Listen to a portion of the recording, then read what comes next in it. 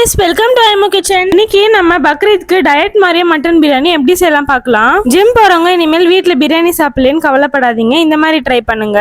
இந்த பிரியாணி எல்லாமே நான் ரெடி பண்றதுக்கு ஃபர்ஸ்ட் குக்கர் எடுத்து வச்சுக்கோங்க. இன்னைக்கு நம்ம 1/2 kg மட்டன் வச்சு தான் பிரியாணி செய்ய போறோம். நான் நல்லா வாஷ் பண்ணி க்ளீன் பண்ணி எடுத்துட்டு வந்துட்டேன். பாருங்க, இந்த மாதிரி கொழுப்பு பீஸ்லாம் ரிமூவ் பண்ணிடுங்க.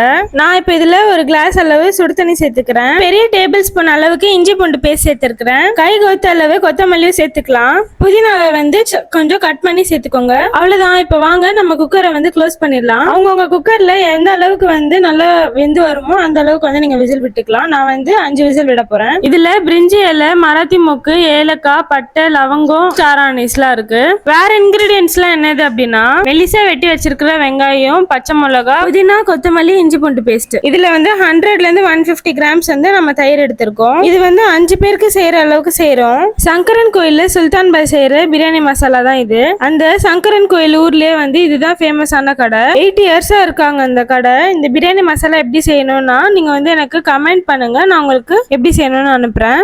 இப்போ இதை வந்து இதில் சேர்த்துட்டு நல்லா நம்ம ஒன்று போல் கலந்து விட்டுடலாம். இந்த மட்டன் பிரியாணிக்கு வந்து வெளியிலேருந்து தண்ணிலாம் நம்ம எதுவுமே சேர்க்க போகிறது இல்லை. தயிருடைய தண்ணி, அப்புறம் தேங்காய் பால் எடுத்துருக்குறோம், மட்டன் வேக வச்ச தண்ணி, இது 3 மட்டும் தான் நம்ம தண்ணியாகவே யூஸ் பண்ண போகிறோம். இதுதான் வந்து டயட் ரைஸ். இதில் வந்து லோ கிளைசமிக் இண்டெக்ஸ் இருக்கு. நார்மலாக செய்கிறவங்க சீரக் சம்பா ரைஸில் செஞ்சிங்கன்னா நல்லாயிருக்கும். இந்த மாதிரி 3 ஆளாக்கு அளவு நான் ரைஸ் எடுத்துருக்கிறேன். இதுக்கு தேங்காய் பால், தயிர், அதுக்கப்புறம் மட்டன் வேக வச்ச தண்ணி, இதுலேயே வந்து 6 ஆளாக்கு தண்ணி அளவை நீங்கள் கவர் பண்ணிடணும். இப்போ நான் பிரியாணி செய்கிறதுக்கு பிரியாணி பாத்திரம் எடுத்து வச்சிருக்கிறேன். இதுல வந்து நான் கோகனட் ஆயில் தான் வந்து ஆட் பண்ணிக்கிறேன். நான் ஸ்டார்டிங்கே உங்களுக்கு காட்டின எல்லா ஸ்பைசஸும் இருக்குல்ல, எல்லாமே இதுல சேர்த்துக்கோங்க. இதுல வந்து நம்ம ரொம்ப கொஞ்சோண்டு கொழுப்பு மட்டும் வந்து சேர்த்துக்கிறோம். ரொம்ப சேர்த்துக்க வேண்டாம், கொஞ்சோண்டு சேர்த்தாலே போதும். இதை ஸ்கிப் பண்றவங்க ஸ்கிப் பண்ணிக்கோங்க. ஏன்னா இது போட்டாதான் வந்து பிரியாணி ஃபிளேவர் வந்து உங்களுக்கு வரும். ஒரு 4 பூண்டு, ஒரு விரல் சைஸ் செஞ்சு இதையும் வந்து பொடிசா நறுக்கி சேர்த்துக்கிட்டோம். நார்மலா செய்யற பிரியாணில வந்து இந்த ஸ்டெப்ஸ்லாம் வந்து நம்ம செய்ய மாட்டோம். இது வந்து நல்லா கலர் சேஞ்ச் ஆகிற வரைக்கும் நம்ம வதக்கிக்கலாம். வெங்காயம் நிறைய சேர்க்க வேண்டாம், ஒரு வெங்காயம் சேர்த்தாலே போதும். இதுல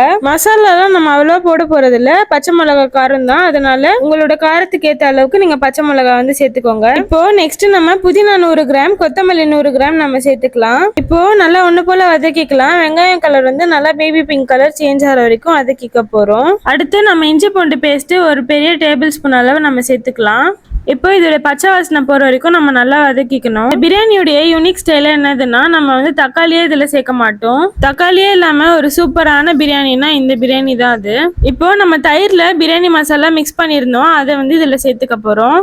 அதுக்கப்புறம் நம்ம குக்கர்ல வேக வச்சு எடுத்துட்டு வந்த மட்டனுடைய தண்ணி இருக்குல்ல, அந்த தண்ணி மட்டும் வந்து ஸ்ட்ரெயின் பண்ணி இதுல சேர்த்துக்கலாம். இதுல மட்டன் பீசஸும் பாருங்க செம்மையா குக் ஆகி வந்திருக்கு. இப்போ இது நல்லா கொதிச்சு வர ஸ்டேஜ்ல 1/2 டேபிள் ஸ்பூன் வந்து டர்மரிக் பவுடர், மஞ்சத்தூள் சேர்த்துக்கலாம். இந்த ஸ்மெல்லே எவ்வளவு சூப்பரா இருக்கு தெரியுமா? இந்த மாதிரி ஸ்டைல நீங்க ஒரு வாட்டி வச்சு செஞ்சு பாருங்க, செம்மையா இருக்கும். கொஞ்சம் நல்லா கொதிச்சதுக்கு அப்புறம் நம்ம தேங்காய் பால் எடுத்து வச்சிருக்கோம்ல, அதையும் இதுல சேர்த்துக்கலாம். நல்லா ஒண்ணு போல கலரி விட்டுக்கோங்க.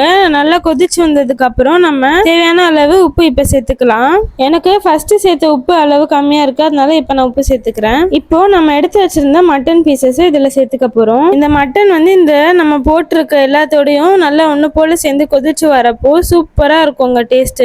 இப்போ நம்ம எடுத்து வச்சிருக்கிற ரைஸ் இருக்குல்ல, அதையும் இதுல சேர்த்துக்க போறோம். இந்த ரைஸ் வந்து என்ன பண்ணணும், நம்ம வாஷ் மட்டும் தான் பண்ணி எடுத்துட்டு வரணும். ரொம்ப தண்ணியில ஊற வைக்க கூடாது. தண்ணிலாம் வத்தி நல்லா ஓரளவுக்கு வந்ததுக்கு அப்புறமா நம்ம வந்து தம் விட்டுடலாம். இப்போ நீங்க டேஸ்ட் செக் பண்ணணும்னா டேஸ்ட் வந்து நல்லா கொதிச்சதுக்கு அப்புறம் ஒரு வாட்டி செக் பண்ணிட்டு அதுக்கப்புறம் தான் வந்து நீங்க தம் விடணும். தண்ணி அளவு பாத்துக்கோங்க. இந்த மாதிரி கரண்டி உள்ள போகிற அளவுக்கு தான் இருக்கணும். அவ்வளவுதான். நல்லா கொதிச்சு வந்துச்சுல, இப்ப வந்து நம்ம டேஸ்ட் வந்து செக் பண்ணிக்கலாம் எல்லாமே கரெக்டா இருக்கான்னு. வாவ், செம்மையா இருக்குங்க டேஸ்ட்.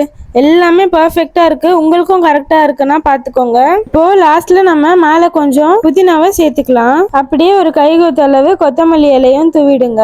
இந்த மாதிரி ஒரு பிரியாணியை நீங்க சாப்பிட்டே இருக்க மாட்டீங்க. கண்டிப்பா இந்த மாதிரி ட்ரை பண்ணி பாருங்க. இப்போ நல்லா கொதிச்சு வருது. நான் மூடி வச்சுட்டு கொஞ்ச நேரம் கழிச்சு ஓபன் பண்ணி பார்த்தா இந்த மாதிரி தண்ணி கொஞ்சம் நல்லா திக்காயே வத்தி வந்திருக்கு. இவ்வளோ சூப்பரா நான் பிரியாணி சொல்றேனே, என்னை மறக்காம நீங்க சப்ஸ்கிரைப் பண்ணி வச்சுக்கோங்க. அப்பதான் இந்த மாதிரி நான் எவ்ரிடே போஸ்ட் பண்ற எல்லா வீடியோஸும் உங்களுக்கு வந்து ரீச் ஆகும். இந்த மாதிரி எம்மி ரெசிபிஸ் மட்டும் இல்லைங்க, நம்ம சேனல்ல வெயிட் லாஸ் ரெசிபிஸும் இருக்கு. நீங்க எல்லா ரெசிபிஸுமே வந்து போய் பாருங்க ஒரு வாட்டி.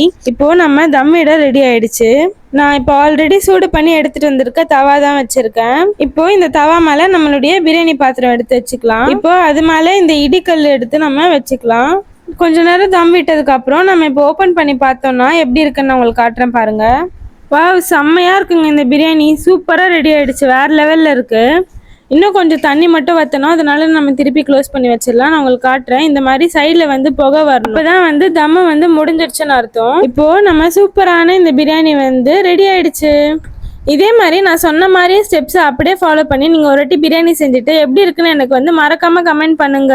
வேற ஏதாச்சும் எனக்கு டிப்ஸ் நீங்கள் சொல்லணும் அப்படின்னு நினச்சிங்கன்னா அதுவும் நீங்கள் கமெண்ட்ல எனக்கு சொல்லலாம். நம்ம சூப்பரான மட்டன் பிரியாணி செம்மையாக ரெடி ஆயிடுச்சு. வாங்க சாப்பிட்லாம். தேங்க்ஸ் ஃபார் வாட்சிங். பாய்.